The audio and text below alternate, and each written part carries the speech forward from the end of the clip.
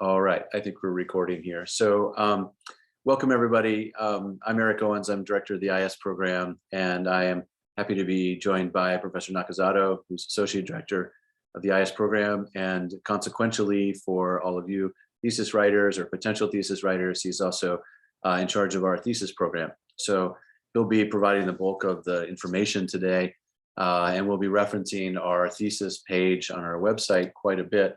So I'll put this in the chat here. I'm assuming you've all taken a look at it, but if you haven't yet, that's a page you should become very familiar with that has all sorts of information, some of which we'll be covering today.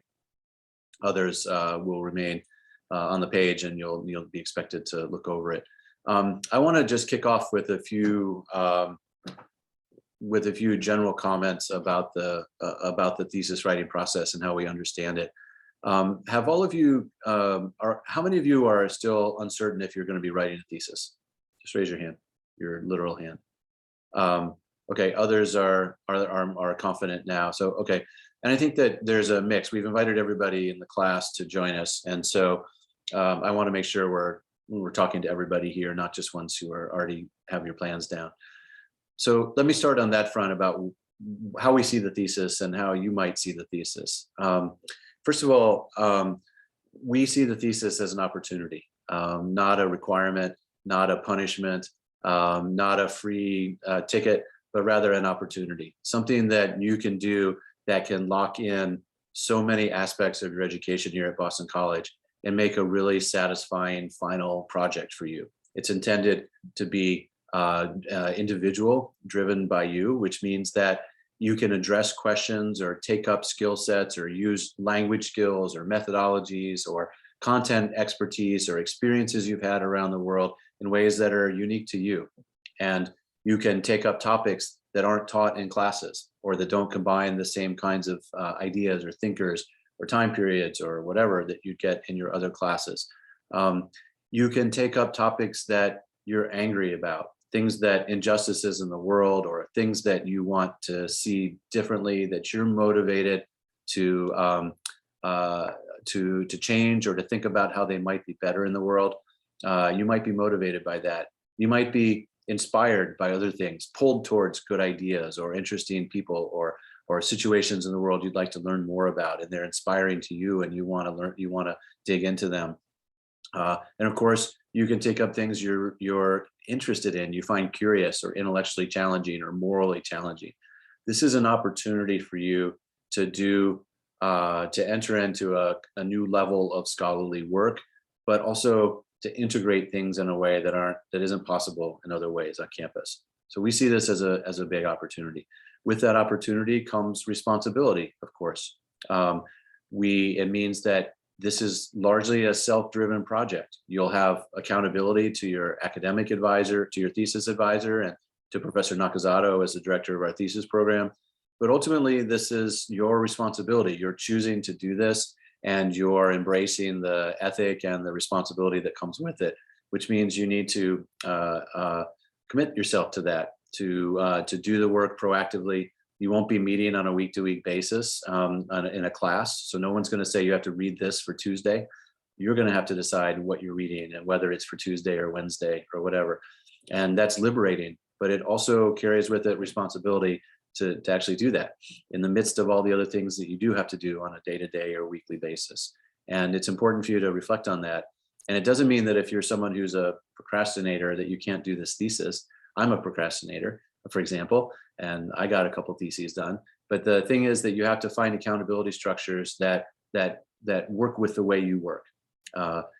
Tell professors you're going to meet with them at certain dates and turn in work on those dates and keep those dates, or have internal deadlines for you over the summer about what you'd like to get done, et cetera, et cetera. Or if you're someone who likes to work with many drafts, figure that out, or one long outline or whatever. Consider how you do your work and how you're going to hold yourself accountable to the work that you're committing to here, because that's part of the project too. Part of the learning is about being able to accomplish a large project like this, to break it into pieces and to accomplish something big. Professor Nakazato will tell you a lot more about the mechanics of the process and things like that. But one of the upshots that I'd like to mention is at the outset, we reward people who take this opportunity by giving you honors in international studies on your diploma when you graduate, and when you complete your thesis, you'll receive honors in our program, which is distinct from university honors around grade point average and things like that. You also become eligible for other sorts of awards, like a thesis award in our program and in the university. You're much more likely, if you have a very high GPA and you write a thesis, you're much more likely to be nominated and accepted into Phi Beta Kappa, which is a prestigious honor society, which is typically reserved for thesis writers in our program. It's a university, it's a national honor society, but among the very highest students, like maybe 1% of the university are nominated for this. And among those who are possible to be accepted, we typically nominate thesis writers. So there are people, those are because you're people who choose a more rigorous path. So with all of that, I want to just, like I said, highlight that, you know, opportunity, responsibility, and it can be a really, really cool experience. You get to work closely with a faculty member, and our faculty here are terrific. They're brilliant, they're interesting, they love to work with students. And this is a great opportunity to get to know how a faculty member researches and thinks, and to gain their expertise. And you'll also have something that you know a lot about. And that's a terrific feeling, to feel like you really know something in depth. And those are rewards, those are intrinsic rewards, you know.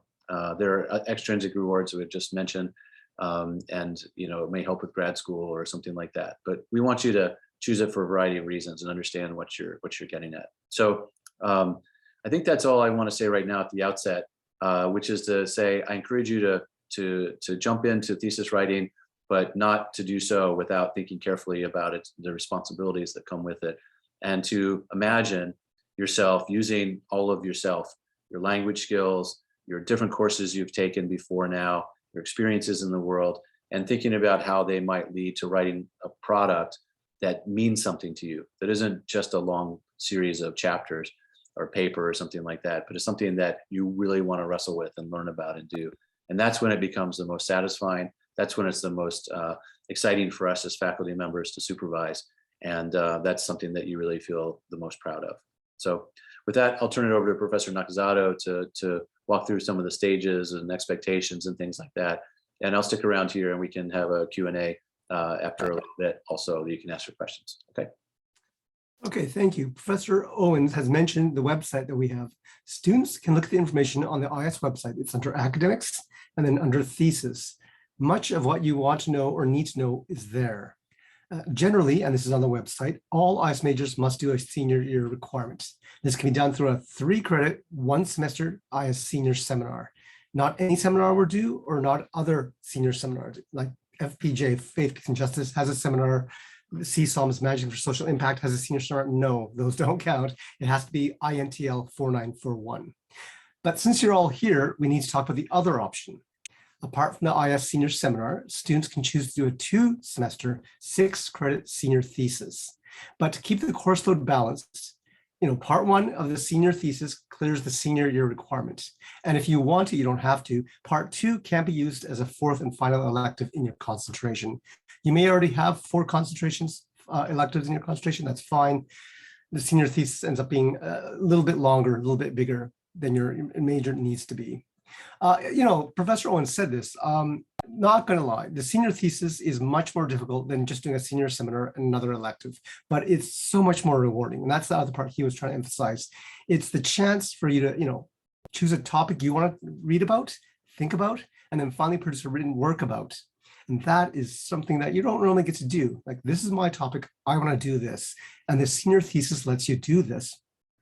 You may have talked this on the margin in other courses. Oh, that's cool, written it down and didn't get a chance to go to it further. Or you may have already written a paper about it and you think, I want to go about this further. Or it just might be something that, having gone abroad, you've got some new ideas that you want to talk about. So this is the chance to do that. Okay. Students with a high GPA, we're talking 3.800 cumulative, can choose to write a 9-credit or 12-credit Scholar of the College thesis. This is an MCAS option, not an IS option, but it's still done through IS. And if you have that 3.8 GPA, and if you have a lot of time in your hands, because 9 credits or 12 credits, that all goes to thesis. You can't use it for other parts of your major. It is an option. Right now, the website says you should be thinking about your topic. You should be emailing me. You should be emailing possible advisors. Let me just walk through a bit of those things. Topics. We are an IS major, okay? You should be writing on a topic with international, regional, or at least non-US centric, okay? But if you're doing US looking outwards, that's fine. For example, US foreign policy, that's fine. US immigration issues, they're marginal, but more or less acceptable, okay? And if you were doing a sort of comparative project about US immigration and say Australian policies, that's fine, okay? That's topics. Otherwise, we're pretty much open. Do you have to write a topic in your concentration? You don't have to, but that's probably what you're most comfortable with. So that's the answer. Second thing about topics, it is not possible to write in two majors, okay? If you're going to write an IS major thesis, it's an IS thesis. We've asked about this, and the deans are pretty clear how it works.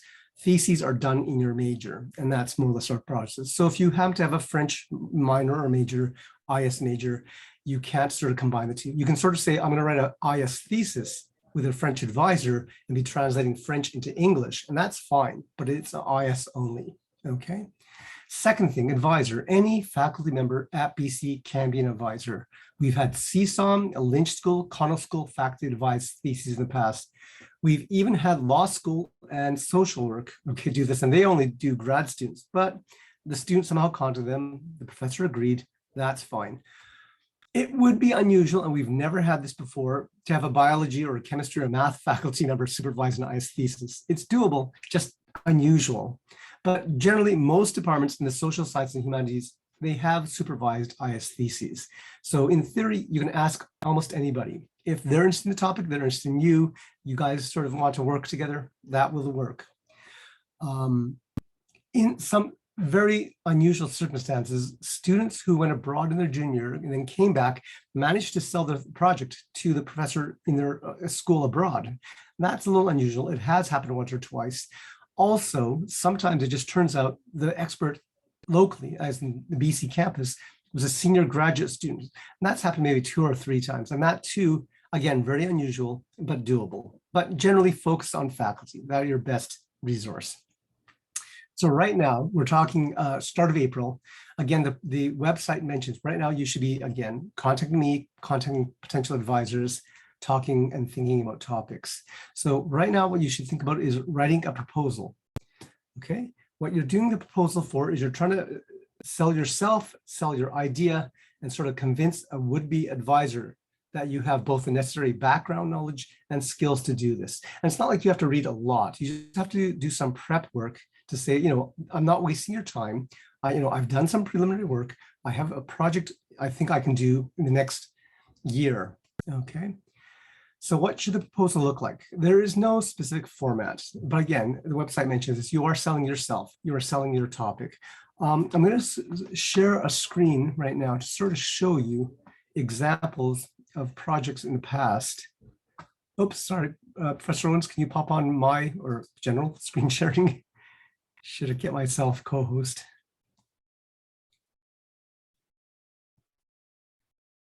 Thank you. Okay.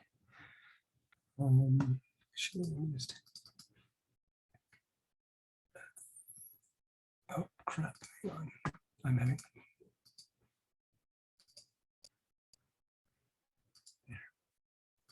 So this is an example, I think 2 years ago. You can sort of see this, it's a topic, on climate change and migration in Central America. And so this is basically, this is a topic and it just sort of runs through the basics. And he then says, look, this is in 5 parts. Let me tell you a bit about climate change. And let me just go there. Let me tell you a bit about, so it's very simple, I think he just, went to a website and just basically in his own words said, here's what's going on. Again, you don't have to do a lot of work at this stage. Just he sort of illustrates, he's done the bare minimum to talk about this. And this is okay. Let me tell you about how migration generally works. 3 main drivers, economic, political, social. Again, economic has the most substantial pull. And again, here he's also working off articles he's found and just basically summarizes what we know, like determinants of international migration. Summarized it, what's driving US-Mexico migration, summarized it, and that's it. Then you can sort of see, look at migration and climate change. There's a perfect Venn, well, not perfect, but there's a Venn diagram where we can talk about migration due to climate change.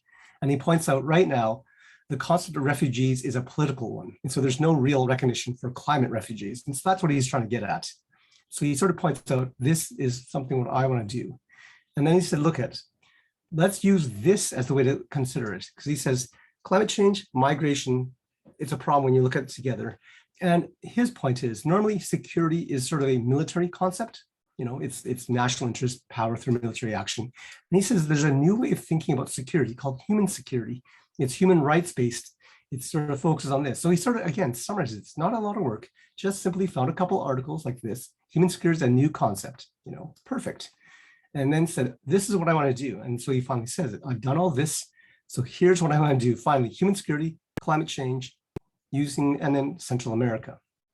And, you know, that's his proposal. And again, this is not a lot of work. It may seem like a lot. It's 9.5 pages. Sort of illustrates, I have a topic. I can, you know, I've done some preliminary work. Would you consider doing this? Let me just bring up another one. This is a couple of years now. Again, rethinking the meaning behind international borders, immigration identity across the US and Mexico border. And so she also sort of summarizes what she wants to do, that some scholars have redefined the meaning of border with an ethical approach. And I think this is an ESG topic. The other one, I think, was cooperation and conflict. So again, through this thesis, I seek to answer 3 questions. What's the purpose of the border? How does the border simultaneously precipitate the protection of some, but also the harm of others? And then how do I turn this to focus on US-Mexico border? And so you can sort of see she's done that. Here's the way to think about it. And again, she's summarizing really fast stuff she's come across. You can see the footnotes are there. And then she says, here's some of the consequences that come from it. This is why this is a thesis topic worth doing. And then she finally sort of says, here's what I would look at, okay? And you can see down here, you know, conclusion, she's got, here's what I found so far. There's gonna be a lot more, but I don't know if she's read all of these. She's just found these, okay? So this is at least a minimum start. It reassures the faculty member she wants. This student has done some preliminary work, and that's kind of what you need to sell yourself, you know? And then here, she sort of, here's what it looks like, you know, introduction, conceptual foundations, consequences. She sort of, you know, worked through these ideas, crossing the border, and then, you know, finally, I'm done. And so that's sort of the thing I want to sort of point out is what you're trying to do. And that's sort of what I'm here for. So if you want to, after this session, contact me separately, set up a time, and we sort of walk through what's your topic, you know, how do you want to sort of understand it? And then just as important, you know, what's the sort of angle you want with it? And then who do we have in mind as potential advisors? And I know you're all busy and it's really hard time to get the time to do this, but I've been talking to other students and a lot of faculty are already being asked by their majors. So for example, Professor Erickson does get asked by political science majors as well as IS majors. And I think she was just telling me she's full up. So if you want to work with her, you're a bit too late, okay? Alternatively, others are going on sabbatical. So if you want to work with Professor Peter Krause, he's gone next year. He's gone, sorry, Professor Owens. No, no, you're doing well. I just wanted on the before you moved on from the example of the right of the proposals, I want to highlight that the outline at the end is really important for you to think about, that you don't have to provide 10-page proposal before you go talk to a professor if you'd like to meet with them. You can come with a couple ideas in mind and ask to meet with them and tell them this is what you're thinking and get some bibliographical ideas and some conversation about it. And or if you have something, an outline or some key ideas or a paragraph or 2 you'd like to send them and ask if they'd be willing to be your advisor or to talk further about that, that's really great. The proposal is something you need to firm up your directionality, but it doesn't have to be the very first thing that you do. You'll want to talk to somebody to get, because maybe your idea about one thing, you have no idea that there's a concept that contradicts it that you want to maybe understand as part of your writing or whatever. That's what your faculty advisors are for in part. And the outline page is something you need to start thinking about when you move toward a topic. Like, how would I structure an argument about this? What are the big things I'd like to cover? Do we want 2 case studies? Do we want to march through 3 ideas? Do we want to compare 2 texts? Do we want to, you know, look at, et cetera?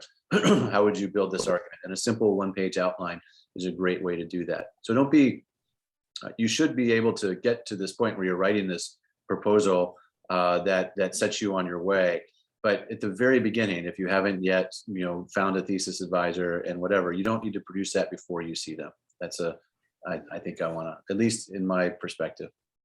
No, what Professor Owens says is correct. I should point out that is sort of the result of back and forth with me, sometimes the prospective advisor already. Usually our website says, like a 3-paragraph or even like a 1-paragraph, 3 sentences. This is my topic. Here's what I think I want to do about it. And here's why it's important to study. Usually that third part is self-evident, but sometimes you have to write down, this is a really interesting topic to me.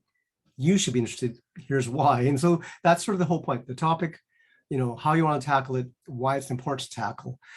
So yeah, that's how it usually starts. It's not that, 8-page or 10-page refined essay you saw. It's quite often, in slow bits. And some students who just simply talk to a professor and say, can I work with you? And the professor said, yes, that was really easy. Okay. Just on a verbal promise, let's do something together. And I believe that's how Professor Erickson got full so fast. She already had students who had taken courses with her. She knew the quality of the students. She said, yep, we have a match in interests. Done. And so that's something else. I just want to point out, it's not that whole process. Those were all cold calls. And that was sort of the point. The professor didn't know the student didn't know the professor. They had to sell themselves. And that's kind of why, the students talk to me first. That is not on their own initiative. We put that together, okay, over several meetings, several drafts, and then said, okay, sell yourself.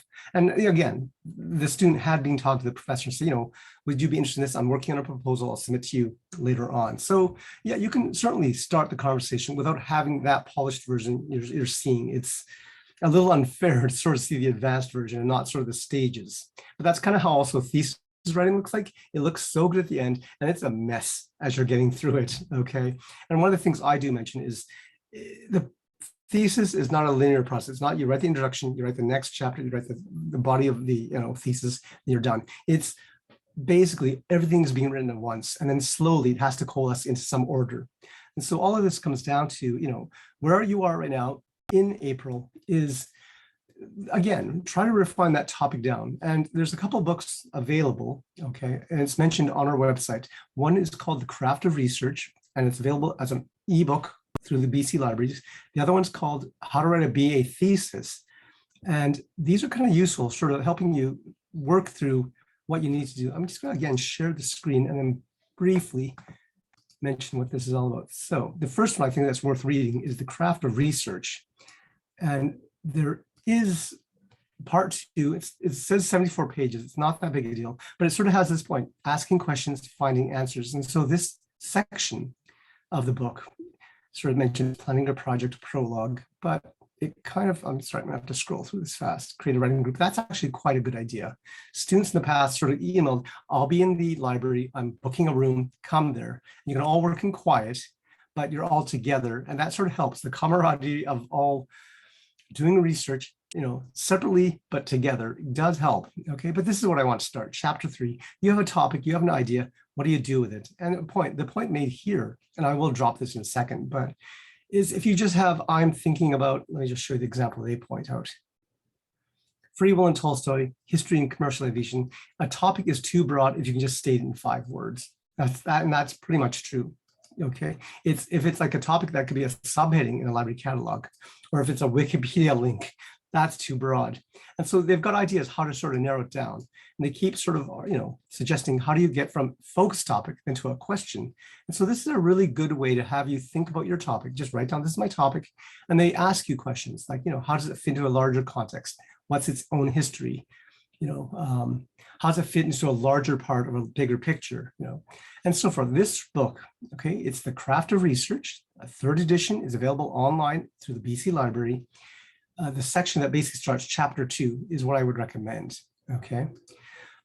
Again, there's other sources out there, but that's a good one because it's a generic, book on how to do research. So I can highly recommend that to your attention. And that's something I would suggest you read. And then, yeah.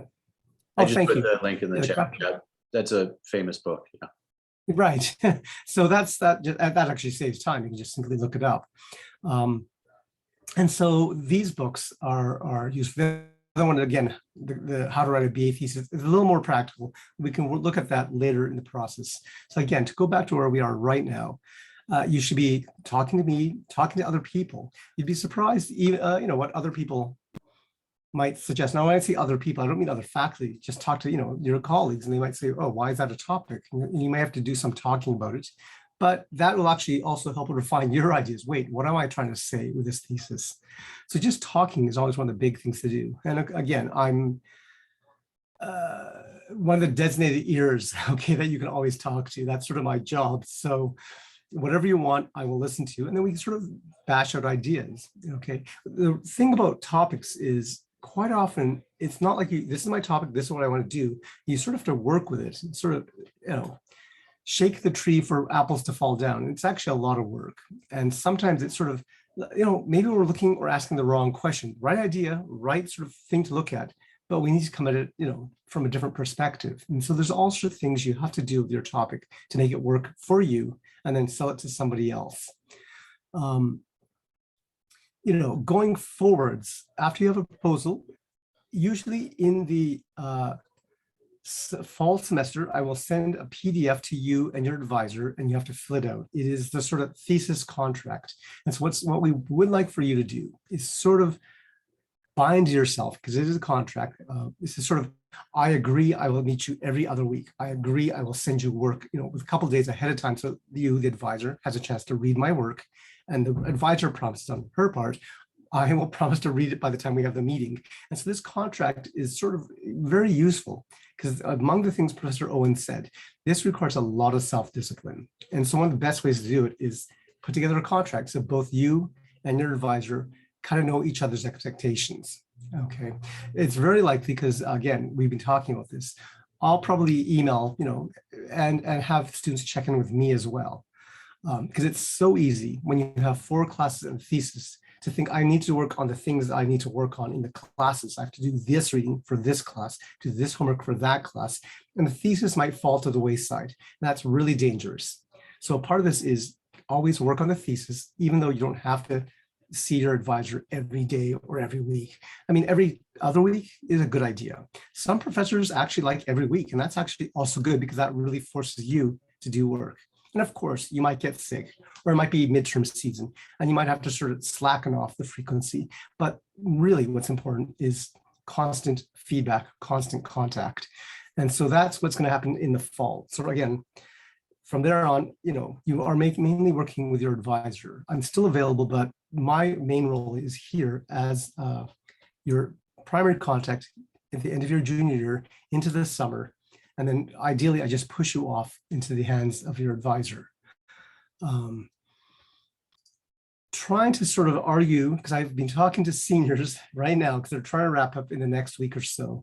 And they're all saying, I wished I worked on this more, just generally. Okay, like I wish I did more when I had the free moments. Because again, the temptation to say, you know what, I worked a lot last week, I can slack off this week, or I'm going to work really hard this week and then I can goof off the following week. That is possible, that is doable. Professor Owens says he's a procrastinator, I'm a procrastinator.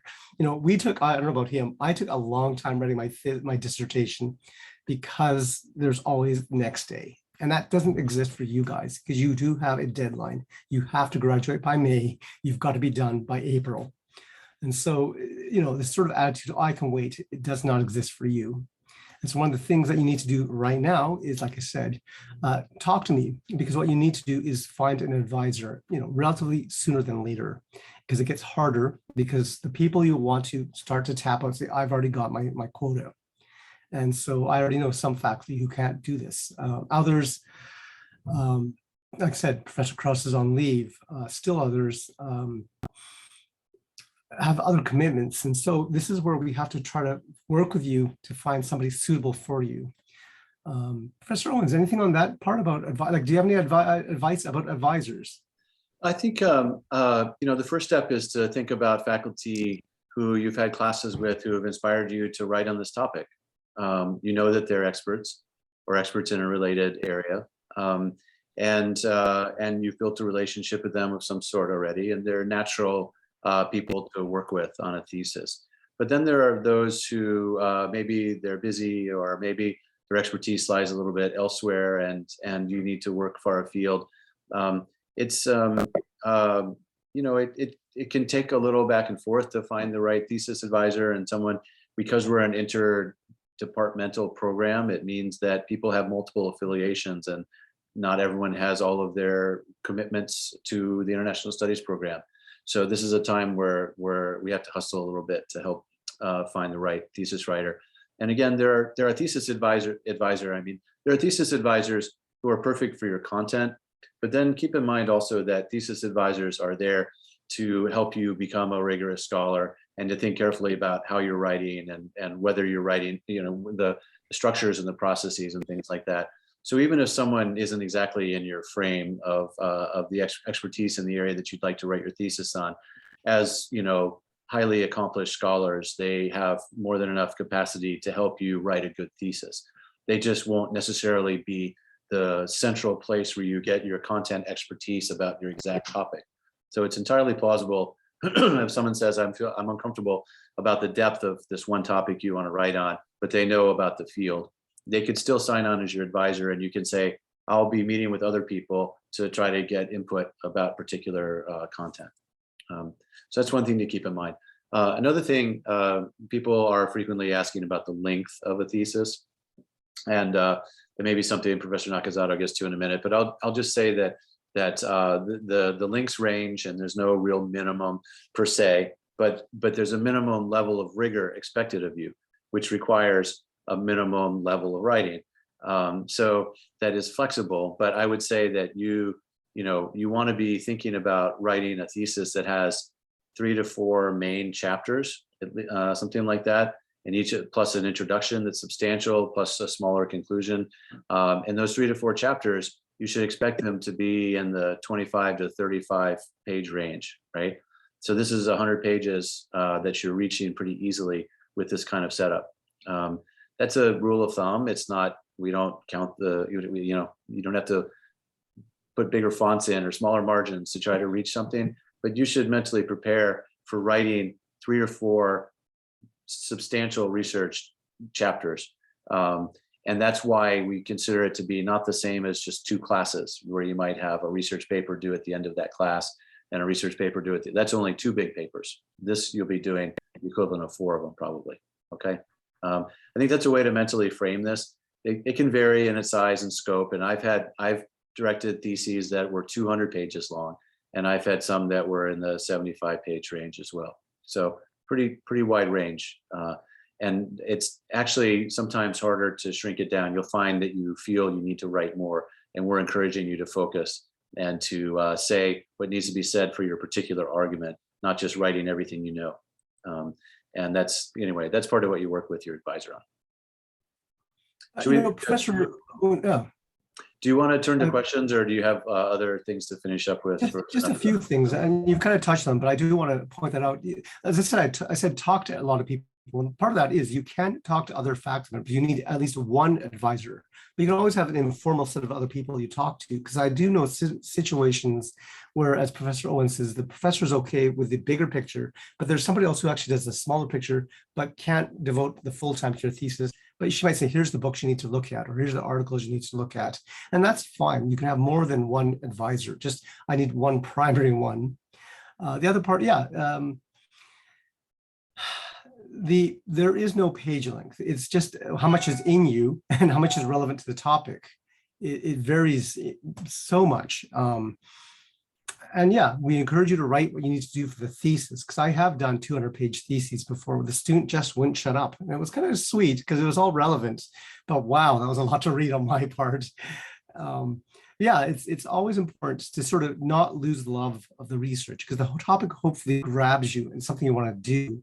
And, it will actually come by, because it's not like you do chapter by chapter. It's not like you do 35-page chapter, a 35-page. It is the results like that, but you're doing notes that go to different parts of your thesis all at once. Here's notes on the background, and because you're reading books, articles, it goes there. You've got notes on one of the case studies you want to do. You have notes on the theory you maybe use, and they're all moving at different levels. And then finally, they all start to coalesce and say, okay, I can now wrap this chunk up. This is my literature review. I can wrap that chunk up. This is the student, A. Smith's theory of how international relations work. And then here's my case study done. And of course, because you're working on all of them all the time, it may change. You might come across a book you hadn't read before. That makes you have to change the literature review a bit to add this in there. That makes some changes to your theory. And then it has a ripple effect on your case study. So it's not that you do a paper or a chapter and then shove it to the side. You're basically working with a big inchoate mess, okay, till about February or so, and then all of a sudden it makes sense. And then you can write, 4 chapters pretty quickly between, say, February to the end of March, start of April. It's going to be a messy project. It's never systematic. And the other thing about, Professor Owens didn't hint at this, but the proposal is, this is where I am right now in April or in May. Chances are by the time you hit the ground running in September, you may have changed some ideas. As long as your supervisor is okay with, okay, I've been doing some more work, changing my mind. Are we okay with this? That's still fine. And, no plan ever survives contact with the enemy, it said. It's pretty much no proposal comes out looking the same at the end of the year.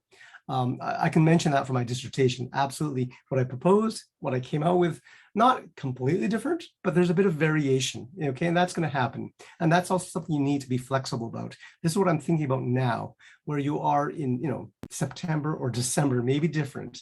And the terrible thing about thesis writing, it's by about March, you kind of know how you should have started because you now know what the thesis looks like. And you're thinking, if I only knew this back in September or April, my dissertation or thesis would be awesome. Well, that's the whole point. The process of doing the research, the process of doing the writing, the process of doing all the note-taking sort of shapes your thinking. Because it's a dynamic thing to worry about, a dynamic thing to also work on. And so, again, relax. This is not the final answer on any topic. Whatever you're doing, it's basically has to be, it has to be done, but it's only a senior thesis. And I do want to say something about that. I usually tell students in the end of April, like in your senior year, you're going to be very proud of this, and you should be. It's the best thing you've done as an undergrad, but it's not going to be the best thing you've ever done. Because if it is, you're peaking too soon, okay? It's the best you can do as an undergrad, and that's something to be proud of in April. But I want you to email me in September and say, I'm now in grad school. Wow, this is terrible. And that's what I want to hear from you. It's, I can do this. I can do it again. I can do it again and again. And that's kind of important to have in your mind. So the first time you do it is tough, and be proud of it that you've done it. But the things I want to, tell you, you can do better. That's really important. Okay, this is just a senior thesis. And so I don't know about Professor Owens, but when I was doing my dissertation, well-meaning senior graduate students would tell me, don't get it right, get it writ. And that's sort of the idea is it doesn't have to be perfect. It has to be good enough. And more importantly, it has to be done. And so that's what I want to encourage you. So throughout the process, right now, up until April of next year, I'm going to be your best cheerleader. We can do this, okay? And I want to encourage you on that. So with that in mind, yeah, Professor Owen, we can go to a Q&A section from now. I guess as an ethicist, I would summarize that as don't let the perfect be the enemy of the good. And there is no topic worth writing about that more can't be written about. So what your job to do, your job is to find your pathway through it and find the thing that's most interesting to you and do your best on it. And then you have this thing to move on from. Like your advisor will help you with that. But early on, it can feel a bit overwhelming to try to take on a big topic. But our jobs together as a faculty and student are to figure out your pathway through them and to remember that you're not expected to write everything or know everything. You're expected to go deep on something in particular. So yeah, with that, let's open up for questions or concerns that you may have or things that we didn't address. Yeah, Daniela.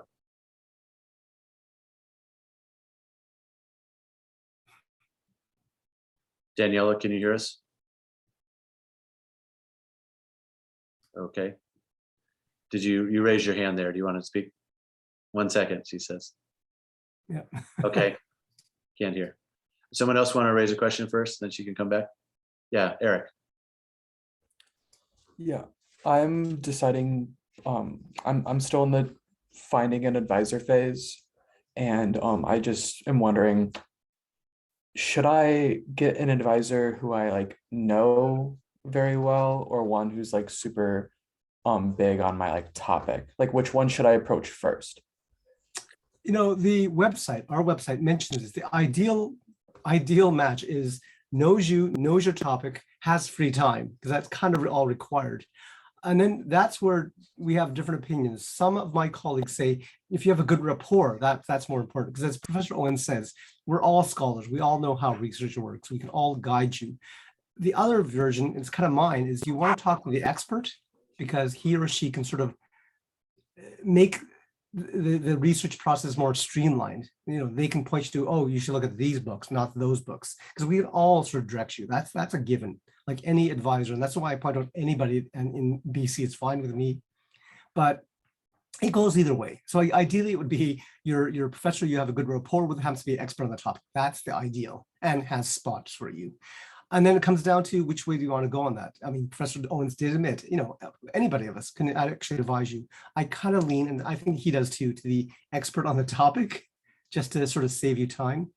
But, you know, the other main thing is you have to land the person. So that's the thing that really matters, Eric. You know, you've got to land them.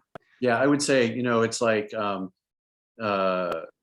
when you're a junior in college and you're looking at junior in high school and you're looking at colleges, don't fret too much about which dining hall at Cambridge University has the best food. Like wait, you know, first you got to get in and then you can make those decisions. Like don't fret too much about which professor is going to be perfect for you. See if they'd be open to being your advisor, and then you can work with them. You can ask two people if you want, if you're fretting about it, you know, about which one would be better. You can broach the idea with both of them and saying you're not sure yet, but would you be willing to consider being my advisor on this project? It would mean a lot to me. And then if they both say yes, then congratulations. You know, that's terrific, and you can choose between them. But I wouldn't linger too much on it because you have to, at this point, get someone to do it. And when you're talking to them, my primary thing is that you should go visit your faculty member that you're asking, or both of them, or whatever, and have a conversation with them. And if it goes terribly, if they seem uninterested in either you or the topic, or they say they're too busy, or their mannerisms make you wonder whether they'd be the right kind of person to work with for your personality, then that helps you get your answer. You know, everybody has a bad day, and someone might not be as you know, warm or receptive on a given day. You have to give people some leeway on those things. But go meet with them and have a conversation. If you leave inspired, like that's terrific. That's what you want, you know, like if you leave excited about books and ideas and challenges, and like that's your advisor, if they'll take you, you know. That's my take on it. I don't think that writing an undergraduate thesis requires that you you know, if there are 4 people on the faculty who work on questions of genocide, you know, you don't need the one that you think is the world's most important person on it, or the one that you think is the one who knows exactly what you need. You know, like there's a lot of factors that come into this, and it can be hard to judge. The best advisor for you isn't always the one that you think on paper has exactly the right coverage. The other thing I should say to everybody is that faculty can sometimes describe our expertise in extremely narrow zones. So you might get someone who's an economist who works in international trade, who feels unqualified to be an expert on some aspect of international trade because they work in a different aspect of international trade. That might seem baffling to you, and I think that they're trying to honor their own levels of expertise. But I think that you can also encourage them and say, you know, it's okay. I don't need everything from you on this, you know, like you can kind of release them on that sense. But in the end, the faculty have to agree. And if we really don't feel like we are the right people for it, we'll try to help you find someone who is. I hope that helps, Eric. There's a question from Daniela, whose mic isn't working. She says she's working on 3 broad ideas that may have potential. Should I reach out to an advisor with all 3, or should I narrow them down, bounce ideas off some people, and then present one? That's a good question. I think a lot of people have that. For me personally, I think when I meet with people about this and they have 3 divergent ideas, I think that it's okay to talk about that for sure with a professor, but it should be someone who is like ready to noodle with you on ideas. Like you wouldn't want to go to someone you haven't met before who has expertise in one of those 3 areas and then ask them if they can explain to you why one of those is better than another or something like that. If it's your advisor or your academic advisor or a professor you know who can help go through this, or a TA or something like that, that's terrific. But there are some limits to what you can expect of a person you're just meeting with for the first time. And I'd say, you know, you'd want to reflect with them on topics that are closest to their zone. That doesn't entirely yeah. answer your question, but I think it's a directional suggestion, you know. Roshi, do you want to add to that? If I can, because in some ways that's what I'm here for. Just tell me what are Exactly. your big Yeah. three topics, and then we can then figure out which ones do you want to work with more. And then and it might be that, as Professor Owen says, it might be that one person is actually fine to sort of bounce ideas off, because sometimes students do get that rapport with professors, and they're, all three topics are semi-adjacent to their interests. Alternatively, sometimes now just this one topic with that professor, this other topic maybe with that other professor, and it might be a case of you're trying to sell, yourself again. And so it might be that you're thinking, I'll do either of these. Whoever says yes, that determines my topic, and if that's the way you want to look at it, that's fine. But yeah, no, quite often, students will say, I have 2 or 3 different things in mind, and that's where it starts. And sometimes you might ask, can we mush them together? And if that you can, problem solved. And then we figure out who would best, be a good advisor for that. But sometimes, they are so divergent that you're going, I want to either do political economy in China, or I want to talk about, I don't know, Aboriginal rights in Australia. Well, I can't mush those together. At least I can't figure out how to do it. You got to figure out which do you want. These are kind of different. They do suggest different advisors, but that's part of my job. Let's just talk stuff out. And yeah, no, what Professor Owens did say was true. I do know some students who just literally talk to their, either a former professor or their advisor. So here's what's in my mind. And like I said, verbally agreed to, let's do this together. And so it's not like you need that 8 to 10 page proposal I sort of showed you, maybe scared you. Okay. I just want to be clear to everybody out there that in fact, you might just get away with, like a 1 or 2 page paragraphs, or just, here's my outline, and that will work. My point was those were designed for the sort of cold calls. You have to convince a professor you've done some preliminary work. This is not a waste of their time. They may still want to change it. I didn't show another one where the student said, here's my version. The professor said, I like the topic. It was about demagoguery and the rise of populism in Latin America. And then therefore also Trump. And the professor said, no, this is too recent. He said, I like your topic. We're going to pick FDR for the America. And we're going to pick somebody from the Mexico in the 1930s. And so you can try to sell yourself. And it's not necessarily what's going to actually be the topic, because the professional looked and says, I like where you're going with it. I'm nixing your actual how you want to deal with it. And that's the point though. The proposal just sells yourself. And they may say, I'm not sure about X, Y, and Z. But if they're sort of at least expressing some interest, then you'll say, well, what will make this work? And so, yeah, it's a matter of negotiation on some part. And so to go back to what Eric was asking, do you want an expert or do you want somebody you have a rapport with? You can be either. And sometimes students will say, I want to work with you. What are you working on? What are your interests? And I'm happy to sort of slipstream behind you. And that has worked in the past, and so there's no right answer how to do this. I'll add also that international studies faculty should be, everybody hear me okay? Yeah, let me do. International studies faculty, when they become affiliated faculty with us, they are agreeing to be thesis advisors. So it's a good start, not necessarily for you this year, right? But in general, for our program. Whereas people who have no relationship to the IS program, formally speaking, don't always feel that obligation. So what I mean is that IS faculty that are listed on our website are a good place to start for asking for advisors. But if you feel that they don't have the expertise or they're already booked up with other advisees, then you can move outward. But it's a good place to start. Other questions that you might have?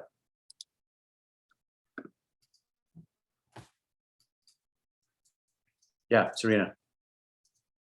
I have a question on I guess the topics that you choose. I know it's really broad, like international studies, since it is an interdisciplinary program, but I guess are there certain things that you kind of need to cover in your topic? No, I wouldn't say so. Yeah. I don't think there's a minimum. Yeah, go ahead, Roshi. No, I would say what there is there's a minimum expectation your thesis conforms to academic standards, by which we mean generally, and you don't have to fully do this, there might be a literature review. Here's what other scholars have said. And then you might have your own sort of theory or model section. Here's what I think. And then let me show you, why I'm right, if you like, the case studies or the chapters. So we do have an expectation that it conforms to accepted scholarly appearances. And for example, if you're writing an ESJ thesis on some sort of philosophical topic, you might not need to sort of review what other scholars have done. You might just want to say, here's the issue, let me start arguing my position. And that might be more doable for your purposes. So there's not some sort of magical things that have to show up. It just should conform to what your advisor wants. And we sort of ask the advisor, make sure it's sort of the sort of thing that you'd be happy with in terms of your own students. This is what a thesis should be. Because different professors have different ideas what conforms to academic standards. But that's the weird, broad version of it. As long as your advisor's happy with it, we're fine with it. And Yeah, I think right. Different fields have different expectations of what a thesis looks like, and an economics thesis is different than a history thesis, is different than a ethics thesis. You'll find that out with your faculty, and you've probably written papers for those faculty as well. In terms of content, though, no, we simply want international or global perspectives on things. That can be comparative, that can be thematic, that can be regional. We're very flexible about it. We won't support a thesis that is mostly or all focused on the United States. Not going to be an acceptable topic for us. But it doesn't mean we can't talk about the United States in some other in the context of other things. But other than that, the content is quite wide. We tend not to do ancient things. We're a more contemporary focused major, and that means kind of 20th and 21st century. But again, we do have people that are exceptions to that when they're written with a view toward the present. And so things that are approved or worked out by your advisors and by Professor Nakazato as thesis director are all good. We're quite flexible. Yeah, Asada. Hi. My question is basically, so for example, like I already know, like I'm going to be arguing a certain point, and I'm basically using like current political standings and perspectives from Sub-Saharan Africa to defend my perspective, but also trying to put in Amartya Sen's perspective of development into it. But something else that I wanted to incorporate was a case study of sorts, like at the end. So specifically focusing on like a region and analyzing Islamic law or Sharia law and how it impacts like women and their ability to have tenure security or even have property rights in general. Is that like possible, like a combination of like perspective and like case study? That's 100% possible. Like, terrific, congratulations, you've got a great idea for a thesis. We love it. Yeah, absolutely. We want you to bring in different kinds of things. So if you're talking about the thing that I guess I would ask if we were sitting down to whittle this down together is finding a pathway through all of these big things. How do you see these connecting? How do you see the concept of development, that Sen is offering in relationship to what aspect of Sharia law are you speaking of, and what instantiation and what period, and what are its connectedness to which part of Sub-Saharan Africa are we talking about? And we'd help you narrow this down to a workable frame, so that you don't feel like you have to write a thesis that explains everything about all of this, right? That's the thing. But bringing together different perspectives is exactly what this is about. You might, you could write a terrific thesis on any part of that, about constructions of law in, positive national law versus religious law as expressed in Sharia, Northern Nigeria or something. Like there's a lot of different ways to go about this, and you'll refine that along the way. But where you are right now has an excellent sort of orientation. And then as you're working with the faculty member to narrow this down, you'll start to say, what's doable for me? What might be an interesting argument that brings my own interests and skills and background together with what I want to argue here. And they'll help you do that. And that's terrific. Thank you. If I can jump on, I want to point out that what you're suggesting, I already know my argument, that's actually fine. depending how you're working on certain fields, like you might not have sort of a model where you try to find out. You can just come in with, this is the argument I want to make. That's totally legitimate. I mean, hopefully your advisor is also okay with that, because they may say, well, why don't we do some case studies and see if you're right? And that's fine. But if that's not what you want, and in some ways what you're trying to argue, you can already have an argument in your mind. You know, this is my thesis ahead of time for my thesis. If you follow, this is the argument of my project. The thesis of your thesis, that's absolutely legitimate. Certainly, like I said, philosophy and in theology, that can be the sort of the approach you take. If you're doing this like a case study with the political scientists, they might say, well, you know, let's test to see if you're right. and that's just a different mindset. Not all of political science do that. But yeah, just as long as your advisor is happy with your topic, that kind of thing is doable. Marianne, want to switch to you? Oh, this is like a minor question, but do you get like a grade on it? So for both semesters, you are graded, okay? And we use a letter grade system. However, because by the end of December, we don't know how your final project is going, quite often what I do is issue, there's a grade that you might not ever have come across. It's called the J grade, okay? And I always refer to that as an incomplete with a long tail, because that's literally what it is. It's an incomplete grade that doesn't turn to a fail automatically. Because normally if I put an incomplete in December, it becomes a fail by March, okay? So when I call it a J grade, it's just sort of, it'll last, okay? We've had students who actually sort of walked the stage, hadn't still graduated, finally handed in the thesis by August, okay, like 4 months after graduation, and then we cleared them. They now have a BA. So that what happens is you get a J grade in the first semester, when I contact your advisor in the spring and say, how did she do? And the professor can give me a split grade. Maybe a B+ for the fall, A- for the spring. No, just give her an A, and I'll put 2 grades in. So you're getting grades for 12 credit for 6 credits. Okay, but basically it's a J in fall, both grades in the spring. Okay, and so it's a minor question, as you said, but it's an important one. That is the answer. Anything? It's been an hour online. Is there anything else that anybody wants? Okay. Well, for my part, thank you very much for being here. I look forward to hearing about your theses and reading some of them, and I'll be a part of the awards committee that awards our best thesis prize next year.